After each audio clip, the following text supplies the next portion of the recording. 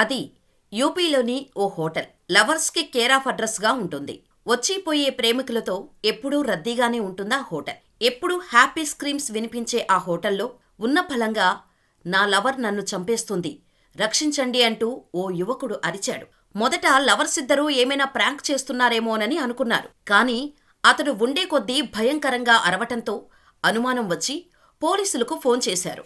ఇక పోలీసులు వచ్చాక ఆ డోర్ తెరిచి చూస్తే అందరూ షాకయ్యారు. అక్కడ సీన్ చూసి పోలీసులే కంగుతిన్నారు. ఇంతకీ అప్పుడు అక్కడ ఏం జరిగింది?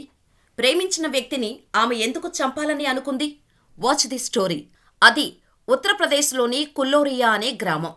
ఇక్కడే వినోద్, వితిక అనే దంపతులు ఉండేవారు. మొదట వారు కూలీ పనికి వెళ్లేవారు.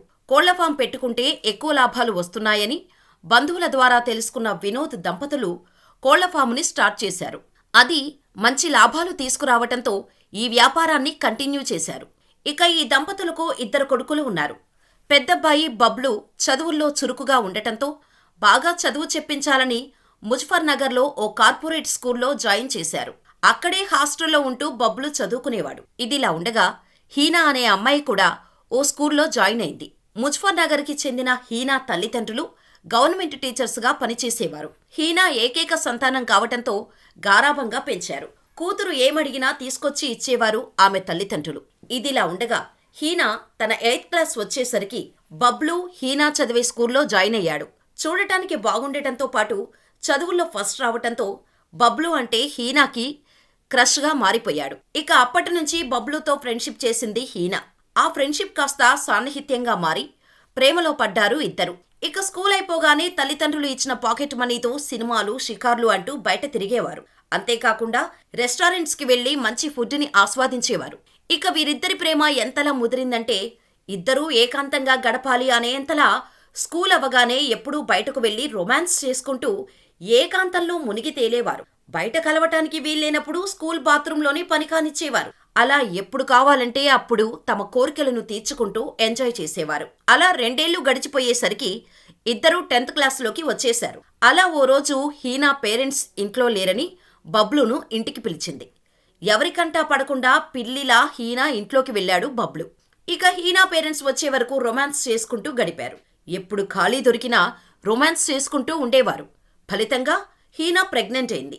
ఈ విషయం ఇద్దరి ఇంట్లో తెలిస్తే పెద్ద ప్రాబ్లం అయిపోతుందని భయపడ్డారు. కానీ ప్రెగ్నెన్సీ ఎలా తీయించాలో తెలియక కంగారు పడ్డారు. ఇక వీరిద్దరి విషయం వీరి కామన్ ఫ్రెండ్ అయిన ప్రవీణ్కు తెలిసింది. మీరు పెద్దగా కంగారు పడాల్సిన అవసరం లేదు, నాకు తెలిసిన ఓ డాక్టర్ ఉన్నాడు, ఇలాంటి ప్రెగ్నెన్సీ తీయటంలో ఎక్స్పర్ట్, కాకపోతే డబ్బులే కొంచెం ఎక్కువ తీసుకుంటాడు, మీరు డబ్బులు సెట్ చేస్తే నేను వెళ్ళి మాట్లాడతాను అని చెప్పాడు ప్రవీణ్. ఎలాగైనా ప్రెగ్నెన్సీ తీయించాలని ఫిక్స్ అయిన బబ్లు ట్యూషన్ ఫీజు కట్టాలని అబద్ధం చెప్పి తన తల్లిదండ్రుల దగ్గర నుంచి డబ్బులు తీసుకున్నాడు. అలా 10,000 రూపాయలు తీసుకొచ్చి ప్రవీణ్ చేతిలో పెట్టాడు. ఇక నీ పని అయిపోయినట్టే, కంగారు పడకు అని చెప్పిన ప్రవీణ్ డైరెక్ట్గా ఆసుపత్రికి వెళ్లి ఫార్మాలిటీస్ అన్ని మాట్లాడాడు. ఇక ప్రవీణ్ నుంచి సిగ్నల్ రాగానే అప్పటి వరకు క్లినిక్ బయటే ఉన్న బబ్లు హీనాను తీసుకొని క్లినిక్ లోపలికి తీసుకెళ్లాడు. ఇక డబ్బులు తీసుకున్న ఆ డాక్టర్ హీనాకు అబార్షన్ చేసేశాడు. కాకపోతే హీనా వయసు చిన్నది కావటంతో ఓవర్ బ్లీడింగ్ అయింది. అయినా సరే ఇంటికి వెళ్లిపోయింది హీనా. హెవీగా బ్లడ్ లాస్ కావటంతో హీనా కండిషన్ సీరియస్ అయిపోయింది. ఇక కూతురు పరిస్థితి చూసిన తల్లిదండ్రులు కంగారు పడ్డారు. వెంటనే ఆసుపత్రికి తీసుకువెళ్తే అబార్షన్ చేయించుకుంది, అందుకే హెవీగా బ్లడ్ లాస్ అయిందని అక్కడ డాక్టర్స్ చెప్పారు. ఈ మాట వినగానే హీనా తల్లిదండ్రులు షాకుకు గురయ్యారు. ఇక కూతురుని నిలదీగా జరిగిన విషయం చెప్పేసింది హీనా. నిజం తెలిసినా ఏం చేయలేని పరిస్థితి హీనా పేరెంట్స్ది. అప్పటికే హీనా కండిషన్ కుదుట పడకపోవటంతో 2 రోజులు ఆసుపత్రిలోనే ఉంచారు ఆమె తల్లిదండ్రులు. ఇక హీనా కొంచెం కోలుకున్న తర్వాత ఇంటికి తీసుకొని వెళ్లారు. అనంతరం బబ్లుని ఇంటికి పిలిపించారు. మీరిద్దరిది చాలా చిన్న వయసు, జరిగిందేదో జరిగింది, ఇక దాని గురించి పట్టించుకోకుండా మరోసారి ఇలాంటి తప్పు చేయకండి, ముందు చదువుల మీద దృష్టి పెట్టండి, అప్పుడే లైఫ్లో సెటిల్ అవ్వచ్చు, ఆ తర్వాత మీకు నచ్చినట్టు ఉండొచ్చు అని బుద్ధి చెప్పారు హీనా పేరెంట్స్. కొడతారేమో తిడతారేమో అనుకుంటే సెటిల్ అయ్యాక మీ ఇష్టం అంటూ చెప్పడంతో బబ్లు అంటూ హీనా మరింత రెచ్చిపోయారు. ఇంటర్ 2nd ఇయర్ పూర్తయి డిగ్రీలో జాయిన్ అయ్యే వరకు హీనా 4 సార్లు అబార్షన్ చేయించుకుంది. బబ్లునే తన ప్రపంచం, తనే భర్త అని గాల్లో మేడలు కట్టేసింది హీనా. కానీ బబ్లు అప్పుడప్పుడు తన మేనత్త ఇంటికి వెళ్తుండేవాడు. ఈ క్రమంలో తన మేనత్త కూతురు అయిన శ్రావణితో ప్రేమలో పడ్డాడు. శ్రావణి సిటీకి వచ్చాక హీనాతో ఎంజాయ్ చేయటం, ఇంటికి వెళ్ళినప్పుడు మేనత్త కూతురితో డబుల్ ఎంజాయ్ చేయటం మొదలుపెట్టాడు. ఇక డిగ్రీ ఫైనల్ ఇయర్కు వచ్చేసరికి తమ రిలేషన్ గురించి ఇంట్లో చెప్పాలని బబ్లూని అడిగింది హీనా. మా ఇంట్లో మన ప్రేమకు అడ్డు ఉండదు, డిగ్రీ పూర్తవగానే పెళ్లి చేసుకుందాం అని చెప్పేసి తప్పించుకున్నాడు బబ్లు. ఇదిలా ఉంటే శ్రావణి బబ్లు వ్యవహారం ఇంట్లో తెలిసి నిలదీశారు. దీంతో శ్రావణి అంటే తనకు ఇష్టమని, తననే పెళ్లి చేసుకుంటాను అని చెప్పేశాడు. ఇక వీరి పెళ్లికి ఇరు కుటుంబాలు సంతోషంగా ఒప్పుకున్నాయి. కానీ తన పెళ్లి గురించి గాని, తన మేనత్త కూతురితో ఉన్న రిలేషన్షిప్ గురించి గాని హీనాకు తెలియకుండా చాలా జాగ్రత్త పడ్డాడు బబ్లు. ఇక డిగ్రీ అవగానే పెళ్లి చేసుకోవాలంటూ ప్రెజర్ పెట్టడం మొదలుపెట్టింది హీనా. దీనికి తోడు హీనా తల్లిదండ్రులు సైతం పెళ్లి చేసేయాలని డిసైడ్ అయ్యారు. నా పేరెంట్స్తో మాట్లాడి మీకు కబురు పెడతా అంటూ బబ్లు వారిని నమ్మించి సొంతూరు వెళ్లిపోయాడు. అలా ఇంటికి వెళ్లిన బబ్లు రోజూ హీనాతో మాట్లాడేవాడు. కానీ సడన్ గా హీనాకు ఫోన్ లిఫ్ట్ చేయటం మానేశాడు. కంగారు పడిన హీనా తన ఫ్రెండ్స్ నెంబర్స్తో ఫోన్ చేస్తే లిఫ్ట్ చేశాడు. అసలు ఎందుకు ఇలా అవాయిడ్ చేస్తున్నావంటూ హీనా బబ్లూని నిలదీసింది.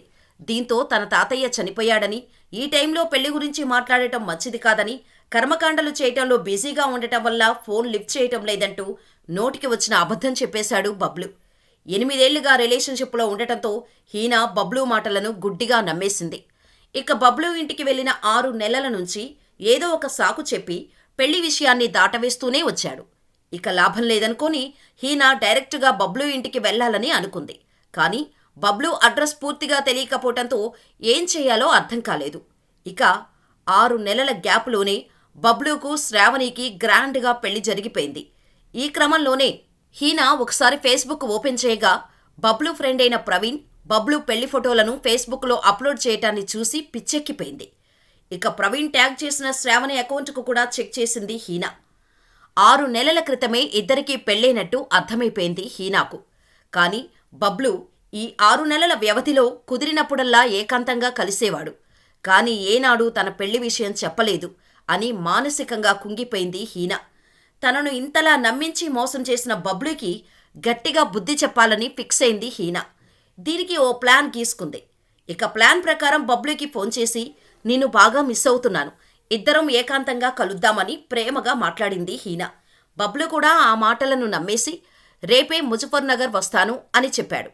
అలా ముజఫర్నగర్లో మంచి హోటల్లోని రూమ్ని కూడా బుక్ చేశాడు బబ్లు. ఇక మరుసటి రోజు ముజఫర్నగర్ వచ్చిన బబ్లు హీనాని కలిశాడు. లంచ్ తీసుకొని డైరెక్టుగా హోటల్ రూమ్కి వెళ్లారు ఇద్దరు. ఇక లంచ్ తిన్నాక ఇద్దరూ లైంగికంగా కలవటానికి సిద్ధపడ్డారు. అలా బబ్లు బెడ్పై పడుకోగానే అప్పటికే తన వెంట తెచ్చుకున్న బ్లేడ్తో బబ్లు ప్రైవేట్ పార్ట్స్ని కట్ చేసేసింది హీనా. షాక్కు గురైన బబ్లు వెంటనే గట్టిగట్టిగా కేకలు వేయటంతో హోటల్ సిబ్బంది వచ్చి డోర్లు కొట్టారు. ఎంతకీ డోర్స్ తీయకపోవటంతో పోలీసులకు సమాచారం ఇచ్చారు హోటల్ మేనేజ్మెంట్ వాళ్ళు. ఇక పోలీసులు వచ్చి డోర్స్ పగలగొట్టి చూస్తే బబ్లు ప్రైవేట్ పార్ట్ కట్టేయి ఏడుస్తూ కనిపించాడు. పక్కనే చేతులు నిండా బ్లడ్తో ఉన్న హీనా కనిపించింది. ఇక వెంటనే బబ్లును ఆసుపత్రికి తరలించి హీనాని అదుపులోకి తీసుకున్నారు. అసలు ఏం జరిగిందని ఇన్వెస్టిగేషన్ చేస్తే బబ్లు చేసిన మోసానికి తగిన బుద్ధి చెప్పానంటూ తన కథ మొత్తం చెప్పింది హీనా. ఈ విషయం తెలిసిన వారంతా హీనా చేసింది కరెక్టే అని అనటం మొదలుపెట్టారు. మరి ఈ విషయంలో ఎవరిది తప్పు అని మీరనుకుంటున్నారో మాకు కామెంట్ చేసేయండి.